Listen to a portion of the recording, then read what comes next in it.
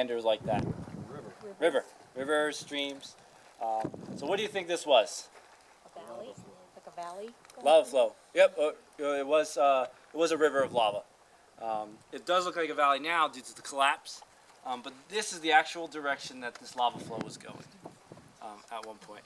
So you can see we're standing on a bridge here. Seems like we got a little cave entrance there. We have the Sentinel Cave entrance over here. This was all one connecting tube at one point. And as it was cooling, it collapsed and it left bridges and separate caves. So Sentinel is what was part of once called the master tube system, which was a giant tube that kind of stretched for about 15 miles. However, due to collapses, it separated the caves into the different caves that we named today. So this is the river of lava. Now, who here likes stories? Whether it be books, movies, video games, right? We all like stories, right? Or even just past stories, memories. Well, this lava flow is telling us a story, and as we go through Sentinel Cave, we'll be able to see the story of this lava flow that happened about 36,000 years ago. So are there any questions about the bridge or anything? Or the lava flow that's here? Nope? Alright, so I'm going to hop in front again. We're going to turn around slowly and watch your step. We're going to go right up to the stairs, and then we'll head on into the cave.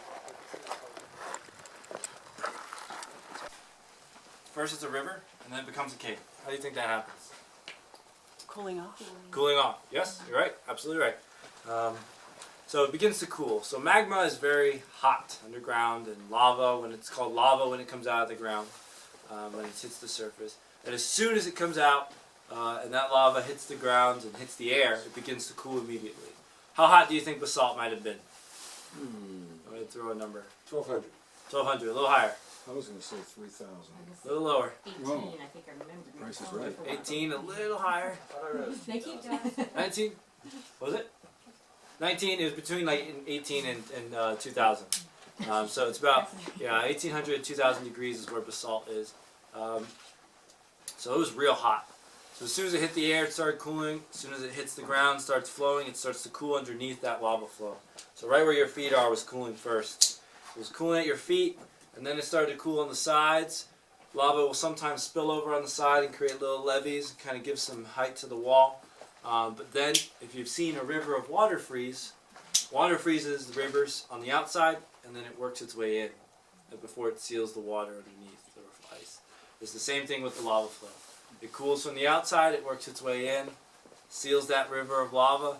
The lava continues to pulse through and travel through. Eventually the lava begins to drain, and it leaves a shell, which is the lava tube we're standing in today. Does that all make sense to everybody? Awesome. So yeah, this shell here is about 36,000 years old. And as it's starting to cool, it'll contract and it'll start to break, and pieces will fall down in that early formation. And you'll get the breakdown that you see in the trench and the breakdown that we see over here. So all this stuff that's on the ground happened 36,000 years ago, plus or minus 16,000 years. We don't need to worry about anything falling on our head. Though by your foot, I don't remember that rock being there. I'm just kidding. So don't worry about those things. Any questions about lava tube formation or anything there? Nope? Alright. So another cool thing about this spot is if you take a look up here, you can see that pahoehoe. See the ripples? Now what's cool is we look at this here, and we got like it almost looks like a separated layer. What do you think those two layers are indication of? What do you think that might have been? Temperature? Separate lava flows? Separate lava flows, yes. And temperature as it's cooling. So the cooling, the separate lava flows will separate as it's cooling. So as that temperature is changing, you'll have it sometimes layers split up and break apart. So you had a layer that had formed the original ceiling, but you also had lava that was flowing on top of the cave as it was forming. And as it cooled, it separated and it left this layer that you can see, but you also see the pahoehoe. Now what's interesting about that pahoehoe is that's not the direction that this flow is going. It's the direction that the flow below it was going. That there is called a molding, or I like to call it a fingerprint.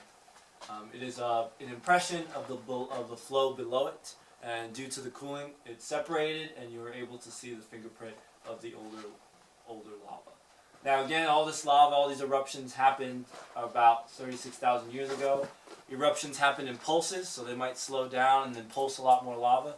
So when I say that these are different in age, that this one's a little younger by this one, this could be a day younger, several years younger, but in geologic time, they're relatively the same age. So,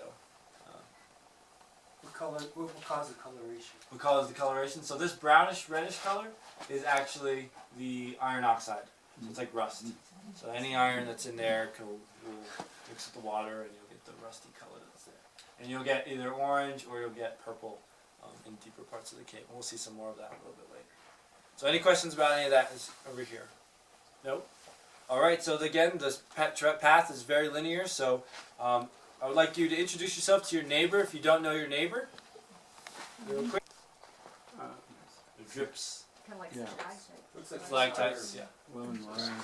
Yep. Yes. So they're called lovesicles. So Loves it. and they form just like an icicle, if you think. The water's going down and freezing at the same time.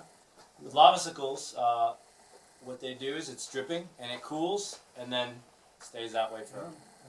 So that is as a result of dripping. We'll see some really cool lavasicles later. We're going to talk about those a little bit later, but now that we're seeing them, lavasicles to me they're like photographs. They're in our stories we take pictures to remember things and that, and the cave will freeze in moments like that, and it'll be like that forever. So they don't grow like stalactites, stalagmites do.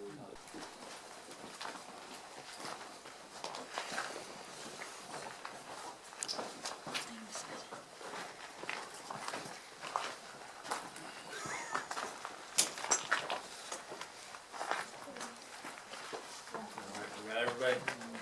Okay. We can crowd in this area because it's kind of a bigger room. But right now, we're going to take a look at one structure. If you take a look right over here, where I'm pointing my light. A lot of times in stories, there are obstacles. There are things that get in the way of the main character. Well, here in our lava story, there was an obstacle. And if we take a look at this object and you look around it, we can see around this way, it goes that way, and we can kind of go around it this way. Now this actually goes all the way completely to those stairs we just went up, the metal stairs.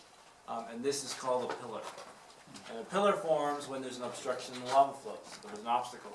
The lava couldn't burn it completely or it couldn't melt it, so it had to go around it. And as it was forming the cave, it sealed that object in the wall, leaving the pillar that is there. So this object could have been a tree, could have been a giant rock, and as it formed the cave, it was stuck in there. Any questions about the pillar? Nope. All right.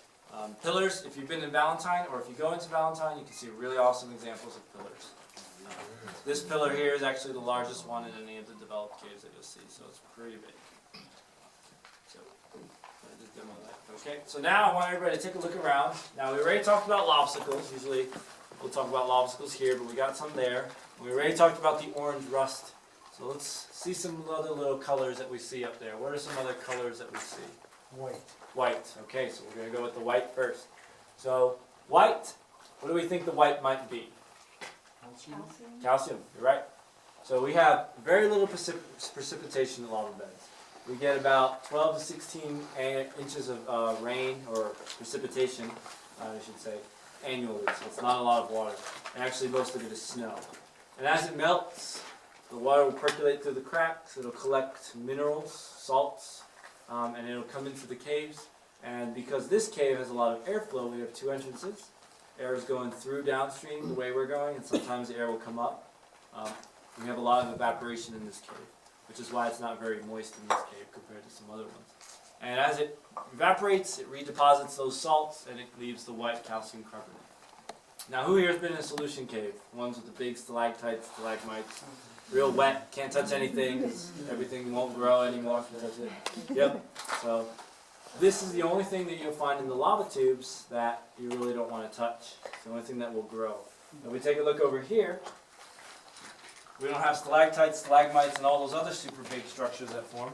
But we do have one tiny structure that grows. And these here, you can see little capillaries, or these little buds on the rock. That is called cave coral or cave popcorn. And that is a result of dripping and years and years of redepositing of minerals as it was picked up through. So that stuff you definitely don't want to touch. It's called cave popcorn, but it's not edible. So please don't try But if you see that, try not to touch it. So, but it is real beautiful, so if you want to take some macro shots of it. Alright, so any questions about that? Alright, what's another? Traveled across this bridge, made it probably, so here's that last layer you see right there. That top layer there probably is 3 feet farther, and then you can just kind of see where it stops. So as soon as the lava traveled across the bridge, made it 3 feet across the bridge came down. Bridge came down, and then we had this, you can see the clumpy cauliflower lava here. It was a lava cascade coming down for a little bit. So you had lava cascading down there like a waterfall. You also had lava flowing down this way like a river. And the bridge ceased to exist and no more lava could continue that way. Now what's interesting about this section is you had the little hole going around and you had this intersect. This one goes around and this one goes around. It makes a figure 8. And then it connects a little bit. Claustrophobic is what I felt like, but that's just me.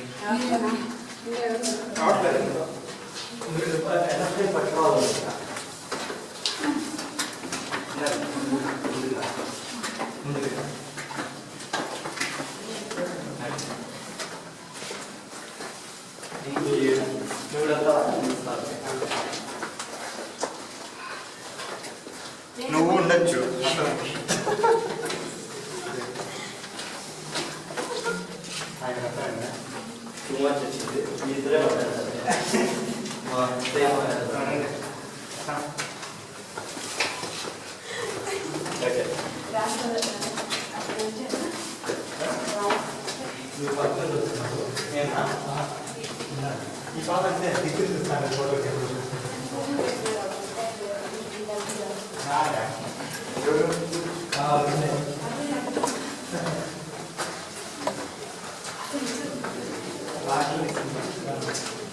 And I'll pass right by everyone on the right side this time to let us on out.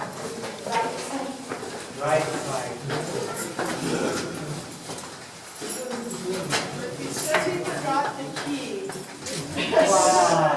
So we get to do the tour again.